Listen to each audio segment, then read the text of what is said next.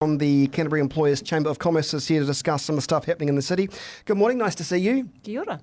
So it's been 8 years since the earthquake damaged much of the infrastructure and many businesses left town. They are coming back. The region is rebuilding. I hate to use that word, but we use it all the time, resilience and rejuvenation. What's your take? What do your members tell you how far we've come or otherwise? Look, I think we have come a very long way, and I think last Friday was a really good indication of that. And while we will never forget what happened on the 22nd of February, I think the fact that many people actually see this as a day to reflect and remember our past, but actually a lot of people are focusing on the future. And I think that's really, really important. Certainly the business community have shown their resilience and they've moved a long way. They're really well positioned for the future. And I think as a whole, the city is looking really, really positive. I agree with you. I was interviewing Richard Peebles not too long ago, about the city market that's coming on board as well. Some of the negative comments surrounding that, though, on Facebook, surprise, surprise, suggesting that how are these places going to survive because so many, well, not so many, but several cafeterias are falling over. What do you say to that? Look, there's no doubt that over the last couple of years, it's been pretty tough for businesses in the central city, and I think for the next couple, it will continue to be challenging, and that is largely around the private developers have led the regeneration of the central city. Now, that wasn't the plan. The plan was some of these big anchor projects would actually lead the regeneration of the city and the businesses would follow and they would be given confidence by those anchor projects. So we've got a bit of a lag between some of those major anchor projects coming on stream. But what we are seeing is we're seeing great progress with the convention centre, which is due to open next year. Really good forward bookings that are planned for the convention centre. Last year we saw the Central Library coming on stream, the entertainment in fact, you filmed me from the entertainment centre. So people are coming back into the central city. So that is turning things around. The stadium, having certainty around that and the timeframes will also create great confidence. And things like the Lantern Festival over the weekend, 55,000 people back into the central city. So those people will come back. They've seen what's in the central city. They've seen the wonderful offerings, things that you can't get in some of the suburban malls. So I think it's really, really positive, but it will be challenging, and that's up to our residents to support this, the businesses in the central city. And I think what Richard is doing with the farmers market, that's unique. You can't get that anywhere else. So I think it's a wonderful investment in the central city, and I'm so excited about it opening later this year. It will be nice.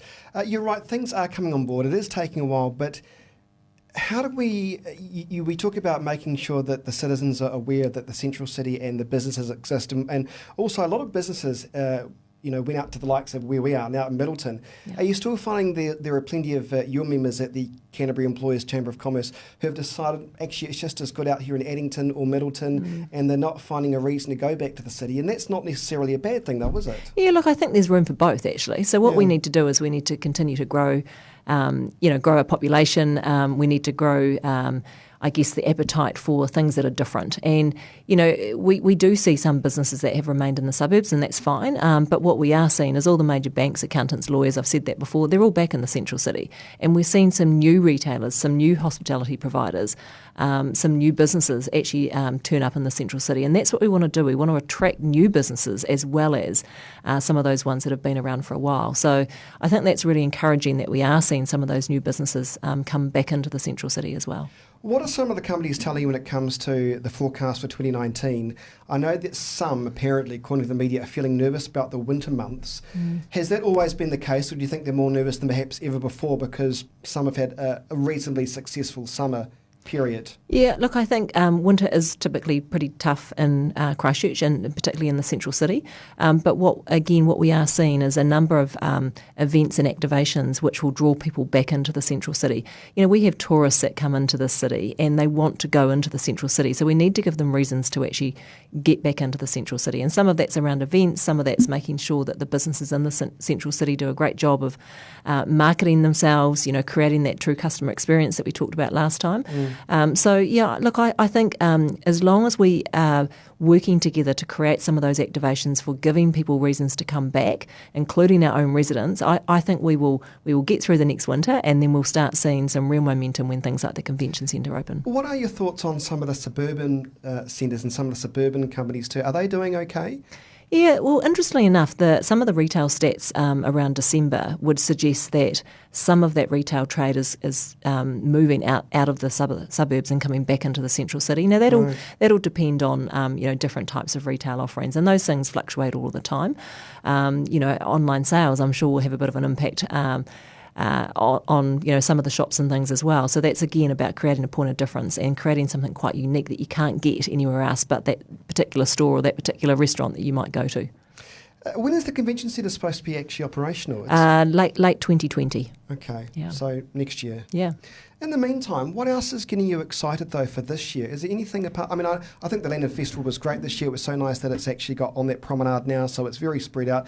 But what else can we, as listeners listening to this, be excited about in terms of 2019 from a business point of view? Yeah, look, I think what we are seeing is not necessarily just from a business point of view, but we're seeing people actually start thinking about Christchurch as a new city. So, while we will always have an earthquake past, and as I said earlier, it's important to remember that and to not forget the adversity that we've been through. But people are now starting to see Christchurch as a new city of opportunity and exploration, and that's a new byline of the city. And I think that's really important to actually go. We need to be defined as a new city, a safe city, a city built on seismic land, but actually we've built to those conditions. We've got energy efficient buildings. We've got really strong investment interest in this city. This is a city where we don't have congestion. We don't have some of the major problems. We don't have housing shortages. It takes you 5 minutes to get to work, depending on where you live. Maybe 10, 20 minutes, not 2 hours. And so as a city, we've got a huge amount to offer. And I think what we're starting to see now is people choose Christchurch as a place to live, people choosing Christchurch as a place to actually relocate business or set up business. And I think that's really exciting because that brings about diversity, it brings about new innovation, and it just changes the nature of our city. Has the council got it right? A curly question for you, because I know that not a lot, but some business people I've spoken to say the council's been anti-business, and they make that analogy, or they make that based on the transport plans. I know with Ferry Road, for example, the council decided to put on hold some of the cycleways and engage more with the business community. Yep. And I've met with some of the businesses too in the central city when they had concerns about St Asaph Street, and I think even the cyclists did too. Is it too far to say the council's been a bit anti-business and a bit driven by ideology? And there must be a bit of a fine balancing act, because you don't want to piss them off, but you've still got to make sure that business can flourish. Yeah. And let me give you one example too. I was speaking to a business owner who owns a coffee kind of cafe place on Durham Street. And a lot of his business is from the 2 car parks that are parked right outside his business, so people going to work can stop and get the coffee, and on their way they go. Now, my understanding is the council wants to remove those car parks and put them on the other side of the busy road just because it can. That would probably be about 65% of his business gone. Yeah. And I wonder what your thoughts are on that. Look, I think the council can definitely do better on the way in which they engage with the business community before making decisions. There's no doubt about that. And that's something that we've been advocating for a long time. I think they also need to make sure that when they're making decisions, they think about some of the unintended consequences of those decisions. And often those decisions are made in isolation. There's definitely room for improvement. I think we've learned a lot through some of the things like St Asaph Street, for example, and I'd like to think the council have also taken away a lot of lessons from St Asaph Street. There wasn't good consultation with the business community, and when we talk about consultation, it's not putting a leaflet under the door and hoping someone gets it. It's actually sitting around with the business community, talking about what their plans are before anything is put in writing, before anything is confirmed. So look, the council have a big job to do. It's really important that we get the right infrastructure to support growth, and it's also really important for the council to understand that the regeneration of our central city has been led by businesses. And so, right. These are people that actually put skin in the game. They invest an enormous amount of money. So they need to have a strong voice around the table when those decisions are being made. Yeah. It's very easy to say, businesses are getting their way. But you're right. They are the ones leading the rebuild in the CBD. So sure, they should have a voice, actually. Absolutely. Nothing wrong with that. You look at, the gentleman I was talking about before with Little High there. I mean, that is busy every night now. Yep. But the one thing that stops people going in is the lack of on-street car parks. That is a reality. not even many people. Yep. And look, some of that is changing behaviours and perceptions as well. So, we've got to do a bit of both, but we need to be realistic about it. We need car parking in the central city. Now, we've got car parking. There's more car parking in the central city now than what there ever has been. That's true. However, we need to do a better job of communicating that with our residents, how to get there, how to, what you do when you come into the central city, which roads do you go down? You don't go down Manchester Street anymore. You're right. But the sad thing is, I've noticed with the council, is my criticism for the day on the council, is that when we have some of these big events, they're not encouraging cars. They'll say things like, in terms, use the public transport system, and there's bike parks available, which is great, but also, and I kind of get it, they're trying to change the modes of transport. But what I wasn't aware of when I went to the Lantern Festival over the weekend, and I didn't even realise that car park opposite the council building there is a Wilson car park. It's open to the public, and I thought, oh my goodness.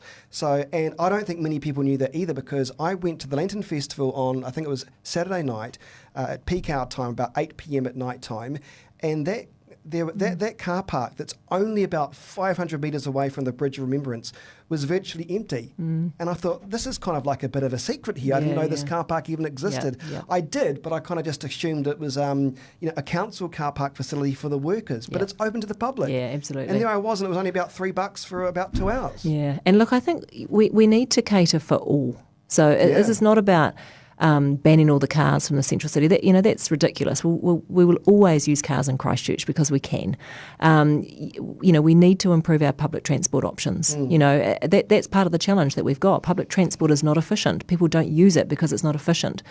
So we've got to address all of those things, but it should be not or. Yes, and in the meantime, let's make sure that we don't block out a huge population of people who actually use a car. Absolutely. It's always good to see you. Great to see you too, Chris. You can invoice me for the counselling session later. Leeann Watson, everybody, the CEO of the Canterbury Employers Chamber of Commerce. It is